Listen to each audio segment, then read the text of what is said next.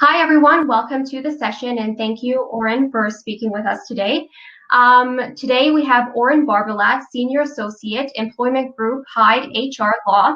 His title for today is Broken Dreams and Broken Promises, Avoiding Costly Mistakes. Oren provides employment and labor advice and representation to businesses and individuals. He is a relentless advocate, motivated to achieve the most just and efficient results for his clients.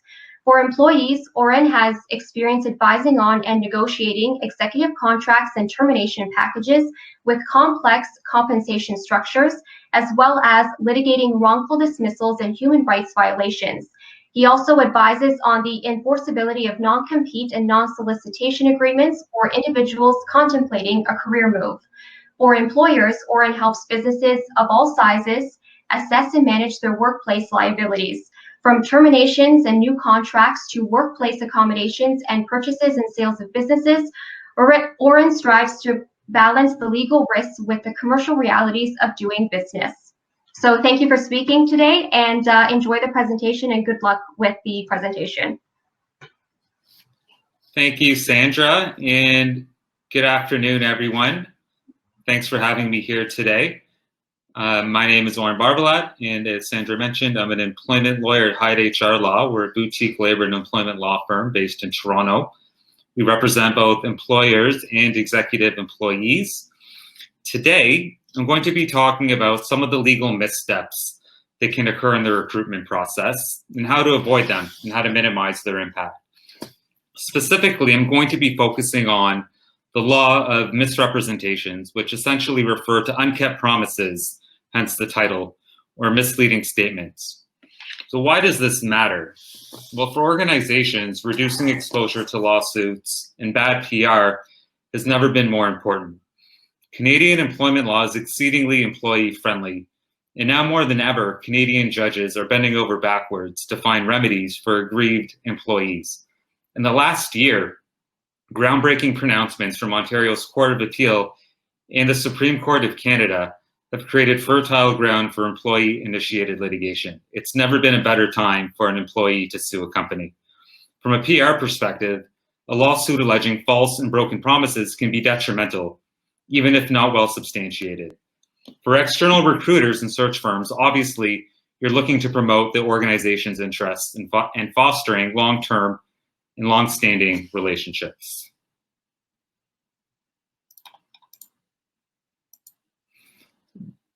Negligent misrepresentations. What are they? Generally, an employee's recourse against their employer will be limited to those in their contract or through their implied terms in the contract. These are the cases referred to as wrongful dismissal, where an employee claims their employer provided them with insufficient notice of termination. In addition to claims for notice, as part of these lawsuits, employees sometimes claim that their employer acted in bad faith or discriminated against them. Fundamentally, however, the claims are generally rooted in a breach of the contract, which occurred as a result of the employment relationship. That said, an employee's claims against their employer and its agents can extend to those beyond the contract and can include representations which induced the employee into entering the contract in the first place. Canadian courts have long recognized the principle that one party should not be able to induce another into entering a contract based on incorrect and/or misleading information, particularly information that was negligently provided and causes damages to the party relying on that information. This is known as the tort of negligent misrepresentation, and it can create significant liability beyond the contract itself. In recruitment, this can involve statements made to a candidate during the recruitment process, which they relied on to take the job, and which proved to be misleading, inaccurate, or untrue. There's some key issues in negligent misrepresentation that relate to recruitment specifically, and we're going to review those. Firstly, we have agency and principal relationships. Before we talk about all of the obvious ways that you shouldn't lie to or mislead candidates in the recruitment process, it's useful to briefly talk about the law of agency, which is very important in your industry. In short, an agency relationship refers to one in which one party, the agent, is considered in law to represent the other. called the principal in such a way as to be able to affect the principal's legal position. Now, most agency relationships are obvious, such as a CEO can bind the corporation to contracts. Similarly, for the corporate and in-house recruiters, as employees of an organization, you are clearly acting as agents of the company in the recruitment process. What's important to consider, however, is that the agency relationship can also be apparent. That is, where the circumstances make it apparent that a person has authority to act as agent for another person or organization. For search firms or external recruiters, you're effectively reciprocal agents for both the organization and the candidate. Even though you're not an employee of the organization, at law, you would almost certainly be treated as an agent of the organization to the extent that you're canvassing a potential role with the candidate. Therefore, any representations you make regarding the key terms of employment, such as compensation, duties, location, and so on, can have legal ramifications for the organization. The next important issue are contracts. As a lawyer, I'm obviously going to be speaking to you about the role of contracts today. In this context, contractual considerations are especially important since we're talking about potential liability for things that were said before a candidate ever signed on the dotted line. Now, most organizations are reasonably under the presumption that once a candidate signs the contract, that document will govern the relationship and the termination of it. Indeed, many of you are probably quite familiar with the legal battles that rage on between terminated employees and their lawyers over whether a particular termination provision in the contract applies and how much compensation is owing to that employee. Some of you may have been involved in those lawsuits directly. These are the cases of wrongful dismissals I referred to earlier, which dominate employment-related litigation. Now, fundamentally, these cases are about the employment contract. Sometimes, in addition to wrongful dismissal damages, as mentioned earlier, employees will claim that their companies terminated them dishonestly or that they were discriminated against. But the damages almost always stem from the termination of the contract. For that reason, it's perfectly reasonable for an organization to assume that with an expertly drafted termination provision and good behavior during the employment relationship, that they can predict the cost of resizing their workforce. Unfortunately, this could be far from the case if careless statements were made prior to signing the contract. Later on, I'll discuss how organizations and recruiters can safeguard against such considerations. Now, the next key issue to consider is, when do pre-employment statements become negligent? This is probably the most important consideration today and the ones you'll be most interested in. Now, obviously, you can't be held to a standard of perfection in your initial conversations and interviews with candidates. Innocent mistakes happen. Those aren't the ones we're concerned with today. If the statement is not something a candidate could have reasonably relied on in accepting their job, they won't have a case. For example, if you send an email to a candidate and you add an extra 0 regarding their comp, surely that candidate shouldn't expect to be paid 10 times the market rate. However, negligent statements don't have to be malicious or deceitful to attract liability to the company. Courts have said that being honest is a given, but it's not enough. For example, if there's critical information about the role or organization that would be an important consideration to the candidate, and you're aware of that information, failing to disclose that information can be negligent, as we'll see shortly. Irrelevant omission can be misleading and therefore negligent, even if there was no dishonesty. The next important consideration is, what is the actual harm? In any lawsuit, the person bringing it must prove their damages. For candidates in a secure position, it's easier to identify the harm they've suffered as a result of leaving that job based on a misrepresentation. Presumably, as they'll surely argue, they would have stayed in that job. The higher paying and more secure that position, the more of a case the employee will have to argue that, but for the misrepresentation, they would have remained in their job and not suffered any of the damages they incurred as a result of leaving that job. Now, while a candidate who's not actively job searching will have a stronger case, that's not necessary. They can still prove their damages even if they were aggressively job searching, and as we'll see shortly, even if they've already been let go. In such instances, courts will go to great lengths to hypothesize what position the employee would have been in but for the misrepresentation.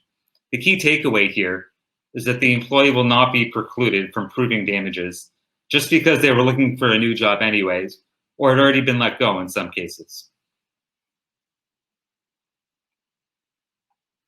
Now let's see how this plays out in practice, or has played out in practice.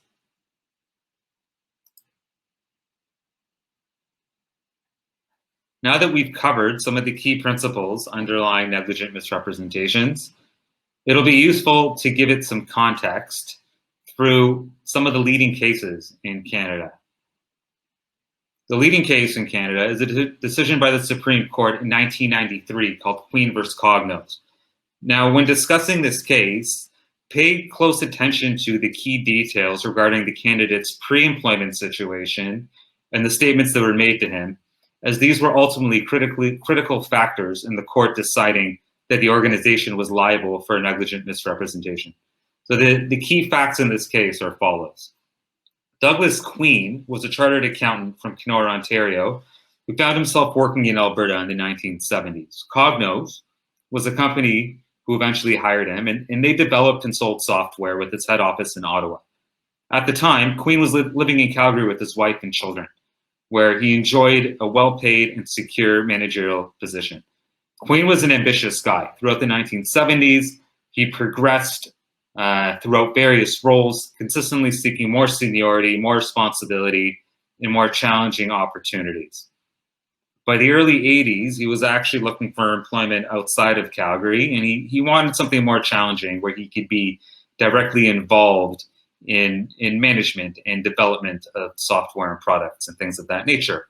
He eventually saw an ad placed in the Globe and Mail by Cognos in January of 1983 and responded to it. Now, at the time, Cognos was developing several software products. Their key product was a product called Powerhouse. Now, in addition to Powerhouse, they had started developing a product called Multiview. And Multiview was an accounting software consisting of various modules. And what's important for our purposes here, without getting into the nitty-gritty of all the details, is they had a few modules, but Multiview was fairly nascent in its existence, and they wanted to really expand it. They wanted to build it out. And in that regard, there was an individual named Sean Johnston who was responsible for that. So Sean Johnston was a senior consultant and eventually became the de facto in-house recruiter for Cognos. So pursuant to his mandate to create more modules, to expand Multiview, to make it a competitive product, he pitched to the executive team that they needed to hire an accountant. They needed someone to help develop the software. They needed someone to work specifically on Multiview as this project that they wanted to really expand, because it was very small at that time. So Johnston, again, acting as an agent of the company, acting as the de facto recruiter, put an ad in the Globe and Mail for the position. Queen responded. They had an interview, did Johnston and Queen, and they met in Ottawa. Now, during the interview, Johnston made some statements that were ultimately fatal. And what did he say? He said that Cognos was committed to developing more modules of Multiview, in addition to the ones already in existence. He said the primary development time would be 2 years. He said the Queen would play an important role as a chartered accountant advising on accounting standards in that period. And it was implicitly stated, so again, Johnston didn't say this, but it was implied that Cognos had some kind of plan in place to finance Multiview. Now, what did Johnston know? This was also critical. He knew the Queen lived in Calgary. He knew the Queen had a steady job in Calgary. He knew that he was secure in his job, even though he was an ambitious guy. It's not like he was fired or being threatened that he would be fired. However, one of the big mistakes here was, even though Johnston didn't try to deliberately mislead Queen, he didn't really lie to him, wasn't deceitful, there's critical information he didn't disclose, which was ultimately fatal to the company. And that is, at the time of the interview, Queen knew that the project estimate costs for developing Multiview hadn't been submitted to the corporate executive team. They were the ones in charge of approving funding for all projects, including Multiview, meaning Johnston knew at the time of the interview there was a chance his extravagant proposed budget wouldn't be approved and could be denied. Of course, he didn't tell that to Queen. And so you can see where this is going. Queen eventually, based on his discussions with Johnston, based on all of the other terms offered in the employment agreement, accepts the job and starts working in April of 1983.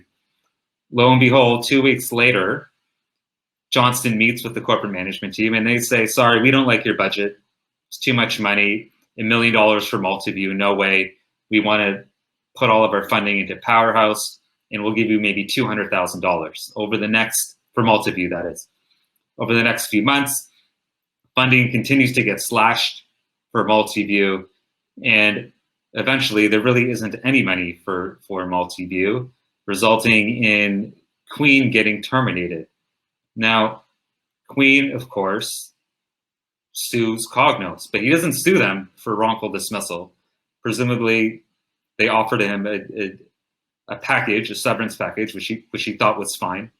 It looks like he reviewed that with the lawyer and he was satisfied with that. But what he did sue Cognos for was negligent misrepresentation based on the statements that Johnston made prior to Queen accepting the job.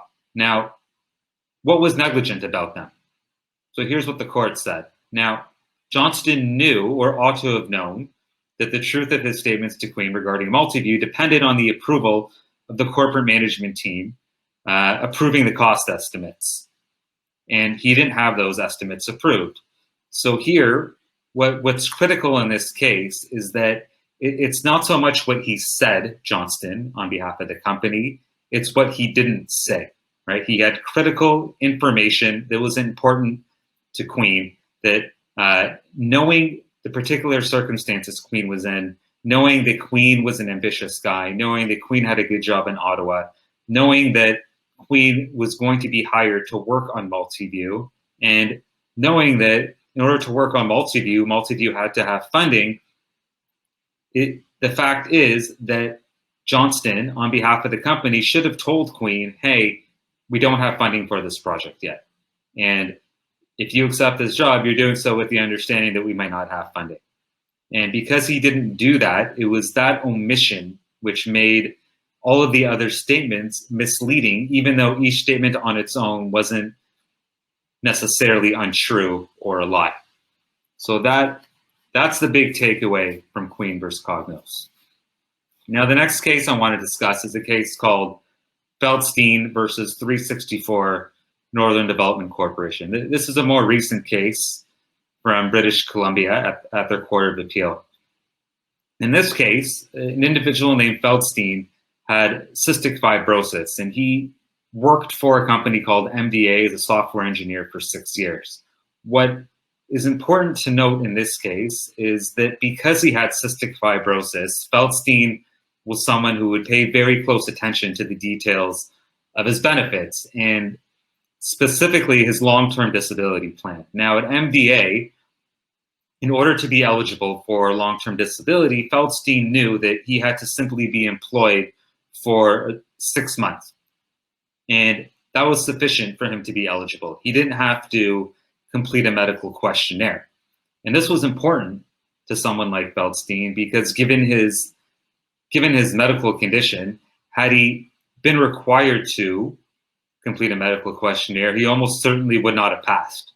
And he would have received much less benefits than someone who didn't have to complete a medical questionnaire. So in any event, the point here is that at MDA, he had eligibility for LTD, and it was quite easy to be eligible for it. So that was very important to him. Yet Feldstein gets terminated from MDA, and he's given 6 months of working notice.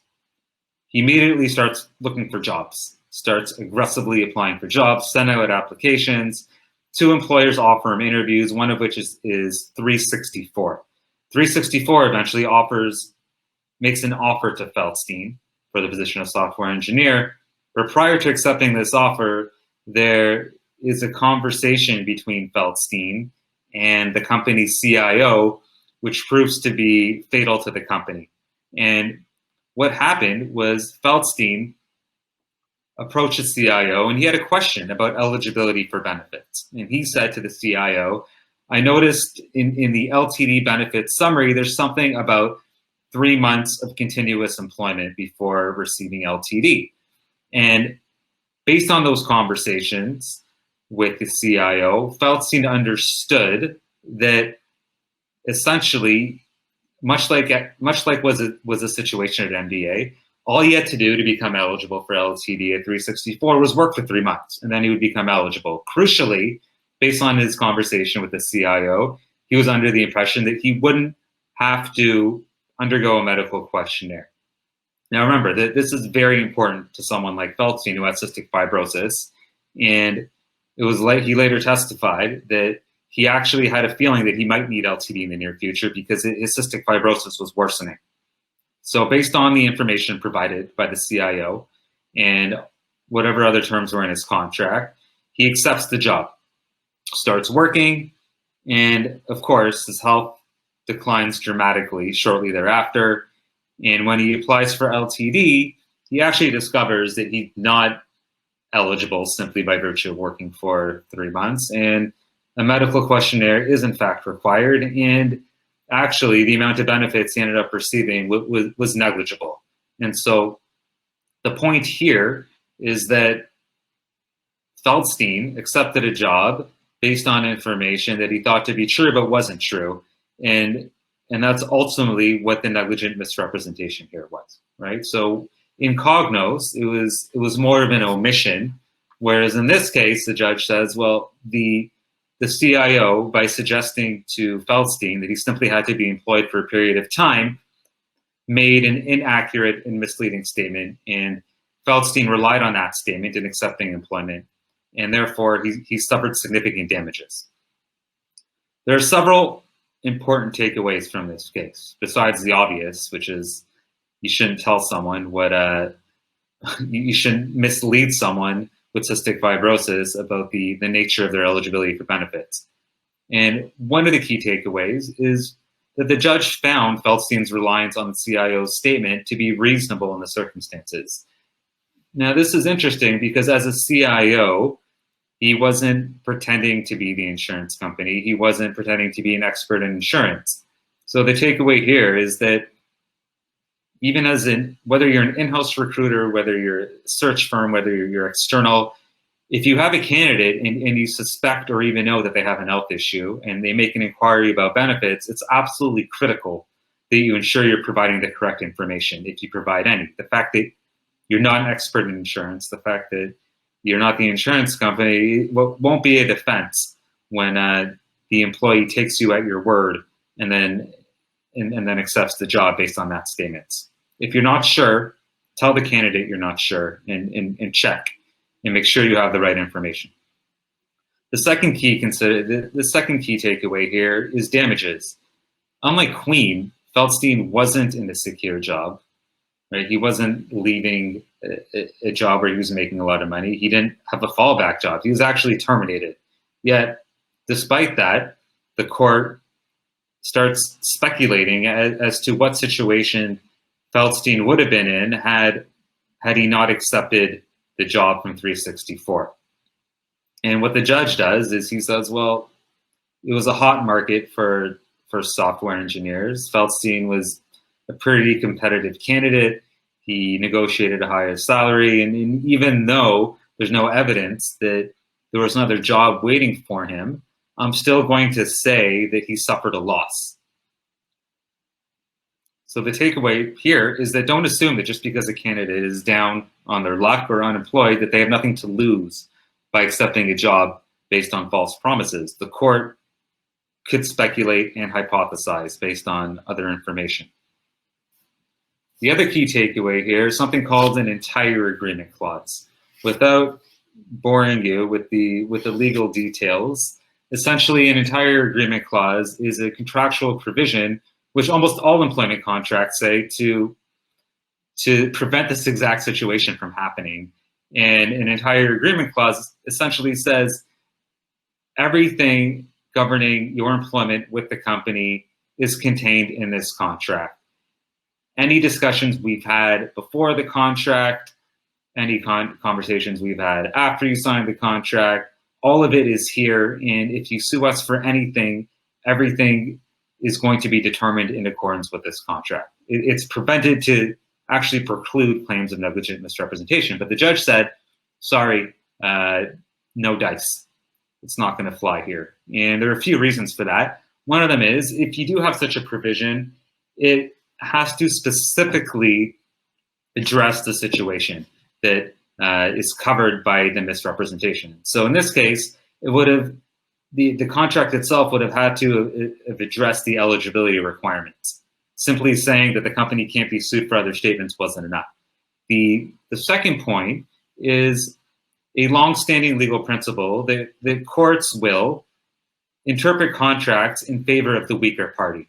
When you have a sophisticated organization, and this is very typical in employer and employee litigation, judges will say, well, the big bad corporation is sophisticated, they have good legal advice, they have good lawyers, they all know what these contracts mean, and the poor employee, not so much. Therefore, unless I think this term is abundantly clear, I'm going to toss it out, and I'm going to say it's not enforceable. And that's essentially what happened here. So the takeaway here is, even if you have a term that intends to cover negligent misrepresentations, they might not be worth the paper they're written on. Now that I've scared you with all the things that can go wrong, I'm not going to leave you there. There are things organizations and recruiters can do to limit some of these risks. And one of them is have good contracts, right? I've been talking about contracts, and the key takeaway with contracts is that if you want to preclude these kinds of claims, the boilerplate language probably won't cut it. So part and parcel with that is the recruiters or the interviewers, whoever is having those initial conversations with the candidate, you need to be very careful about, first of all, the key terms that are discussed or aren't discussed, and keep track of them. And once it's time to put a contract in front of someone, reduce all of those understandings into writing so that there's no confusion as between what was discussed prior to the contract being signed and what makes it in the contract. What you do know can hurt you. The reality here is that the more entrenched you are in the organization, and the more you know about the organization, and the more you know about the candidate, the more of a duty and expectation there will be for you to disclose important information to the candidate, which you know is important to them, right? So if you develop significant insights into their health issues, career goals, current employment status, and other factors that can influence their job search, be mindful of how that information influences their decision to join the organization and how that's juxtaposed against what you've already provided them. The whole truth and nothing but the truth. So as is clear from the cases we've discussed, being honest is a given, but it's not enough. If there's highly relevant information, you might have to actually disclose that to the candidate. And then when in doubt, get legal advice. Oftentimes, there are legitimate business reasons and legal reasons why there's certain information you don't want to give a candidate or can't give a candidate, whether it's confidential, proprietary, or otherwise. Where the information is potentially significant, I would suggest you reach out to your lawyer and ask them what you should do. The best legal problem is one avoided in the first place. That's it for me for today. Thank you for having me.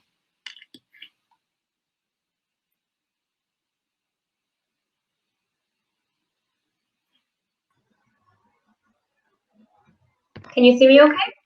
I can see you. Okay, perfect. All right, thank you so much for your presentation. That was a lot of great information. So if you don't mind, maybe over in the chat, if you want to just put in your LinkedIn information or any other contact information or links that you may have, so those that are watching the presentation are able to reach out to you after or look up more information, etc. Absolutely. So I'm adding a link to my LinkedIn right here. And I'll also leave my email address. Perfect. And I'd be Great. happy to connect with anyone over LinkedIn or over email. Perfect. And just before you go, if you don't mind, maybe just you're talking about 2 or 3 takeaways from your presentation today.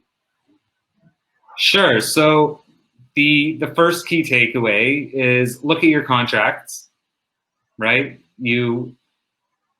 Once you start the recruitment process, I understand that sometimes the signing of the contract might go to HR, might go to a different department, but work with them and let them know exactly what it is that you discussed, especially if there are any key issues related to compensation, specific projects, or benefits. The second key takeaway is be honest, obviously, but also disclose things that you know are important to the candidate, right? So don't think that by not disclosing someone that you're going to necessarily avoid legal liability if it's something that in your reasonable assumption is something that they would want to know. Okay, perfect. Thank you so much for your presentation, and thank you everyone for joining us today. Thanks, everyone. Thank you.